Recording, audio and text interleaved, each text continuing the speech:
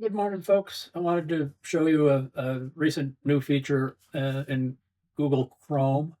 I discovered it recently. I'm not sure how long it's been out there, but it's a grouping tabs function. And I'm finding it really useful. What it lets you do is take tabs and group them up, and then it gives a name. So here I've created a tab called housing. I have all these sheets I'm working on in this particular project, and I want to, clear up some space up here in my URL bar, and so or my tab bar. And so if I group these up, it's kind of nice because I can open and close those groups. I have, right now in this particular version of Chrome, I've got my housing group.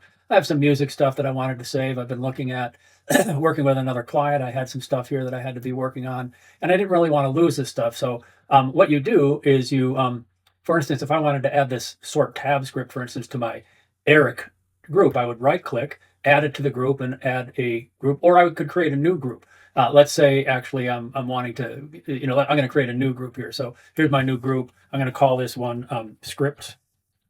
And now I have another group here called scripts. And I could go ahead and add this to my scripts. There we go. And so now I can close my scripts group. And notice I have this here. Now, if I were to right click on my scripts and close this group, notice it goes away from here, but it does not go away from here.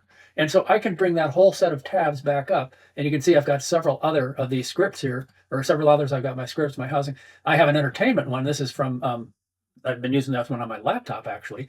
And this lets me, open up and watch my Amazon and my Hulu and Peacock and so forth. And that's my entertainment. And I can go ahead and close that group if I don't need it out here in this particular. And notice this is carried across my different browsers on my laptop and my desktop. I can open up scripts, housing, entertainment, some trainer stuff, and see what I got in here.